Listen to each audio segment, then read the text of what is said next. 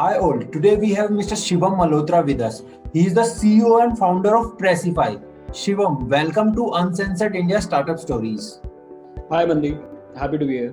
Thank you, Shivam. Shivam, before we start this conversation, can you let us know from where this idea of Pracify came into the picture? So I'll go back a bit in my life.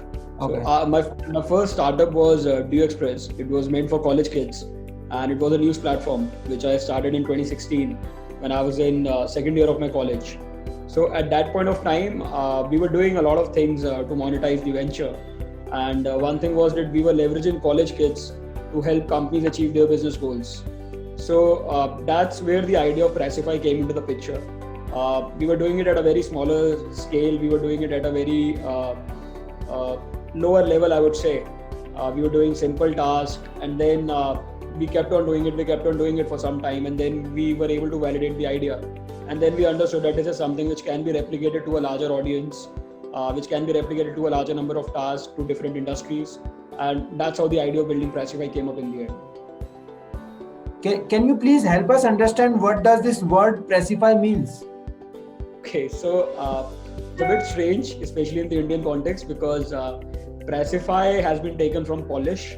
So in Polish, there's a term called Praca, Praca, and Praca means work.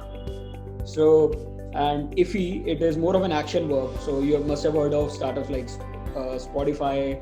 There are so many startups we are using IFI in the end, which denies some sort of an action happening. So our idea while deciding to choose this particular name was working. So somebody is working. So that was what our idea was. Yeah. So that's how we named it Pracify. Shivam, you initially invested about half a million in the venture. Now you receive around 2.5 million funding.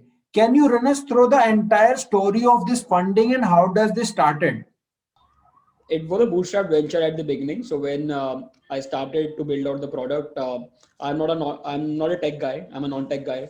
So I don't know how to write code. I don't know how to build websites and all that stuff.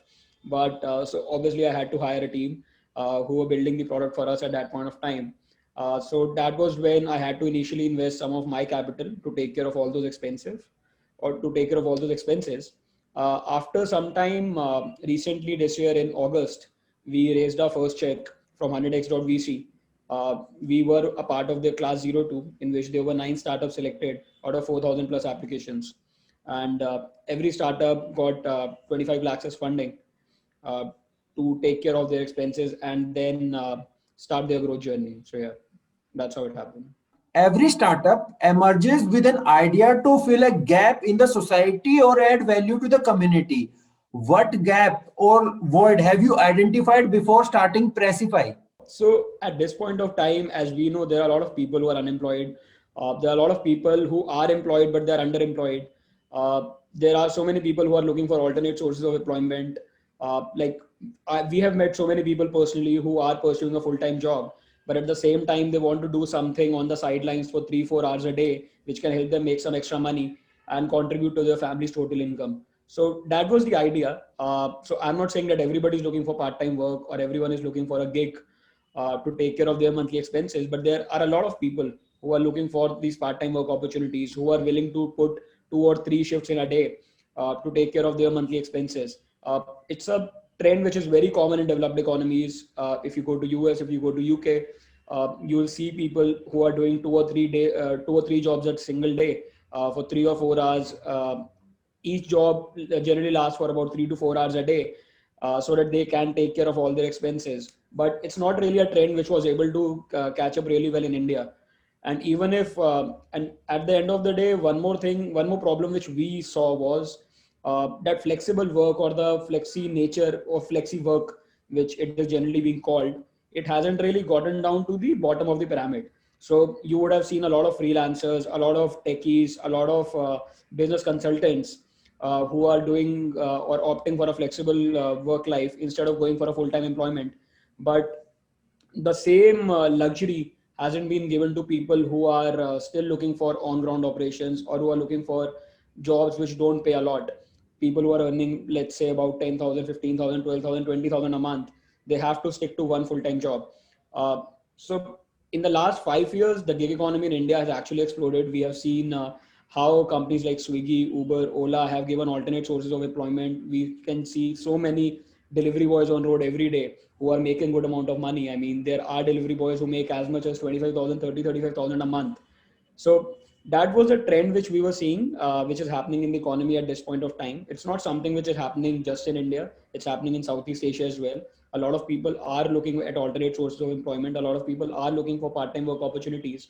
And that's what we want to do at the end of the day. We want to democratize flexible work for the rest of India, so that anybody who wants to do 2 or 3 jobs a day, or maybe let's say a housewife has 4 hours free in a day and she wants to go out and perform some sort of a job, we want to be that enabler so that they can find that particular job, and all their earnings are also secured, since all these workers are paid on the Pracify wallet itself. Being an entrepreneur is tough. How do you plan your moves? So, to be very honest, I've never been able to plan what my next move is. I've been a founder for almost 4 to 5 years now. I've been a full-time founder for almost 3 years after I graduated out of college in 2017. So every day is a new challenge. There are new set of challenges which come in every day. Like if you might be thinking कि एक client आज close हुआ, but the next day they are backtracking and they are saying कि नहीं नहीं नहीं, we can't go ahead with this, and then you have to change your whole strategy at the end. So those are things which keep on happening, and they have been happening for the last few years now. So I'm very much habitual to them. There is no set formula, or there is no set method which I would say which I've been following for these particular things. But yeah, largely I have followed my instinct. I've largely followed what my heart has said, and I've just gone ahead with that particular decision, because at the end of the day, that's what we as humans are supposed to do. Because when it comes to decision making, especially as an entrepreneur, you don't really have any set guidelines, I would say, which you can follow at the end of the day. Whenever it comes to leadership, whenever it comes to taking decisions, it's more or less what my gut says.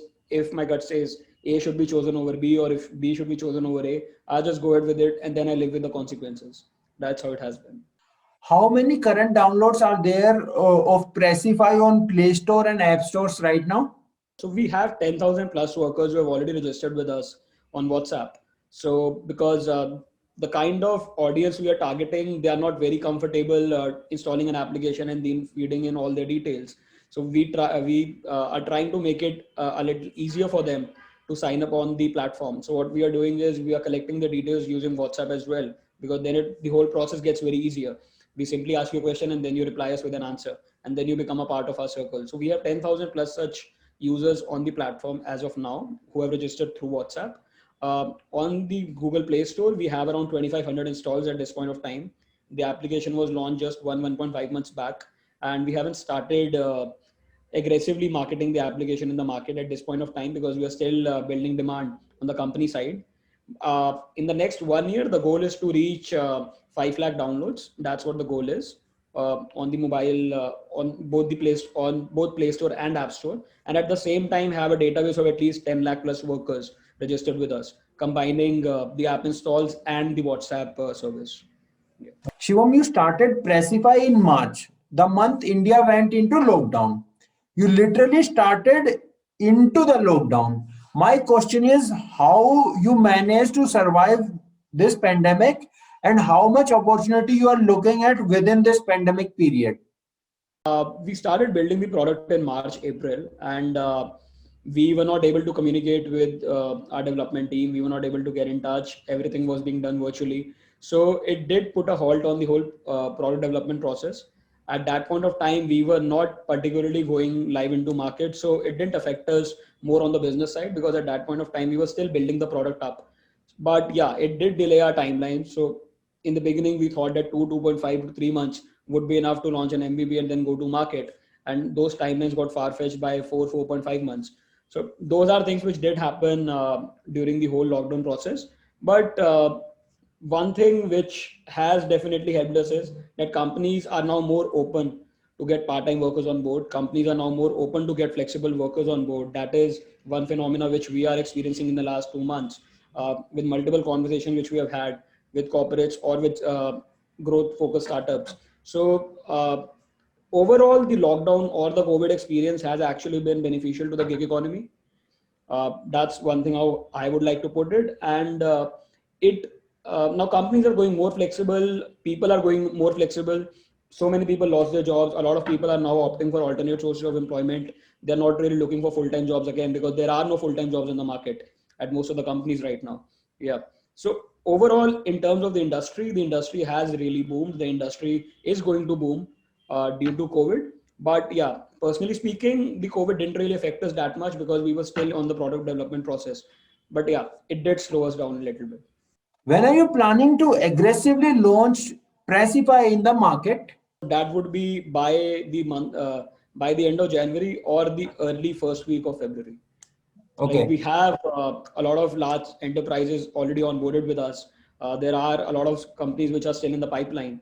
Once we get a set number, then we'll aggressively start uh, doing all our marketing outreach on the worker side as well, Okay. which would be in another 40 or 45 days. Yeah. Okay. How much of homework was done before launching of Pracify, and how much is the team size right now?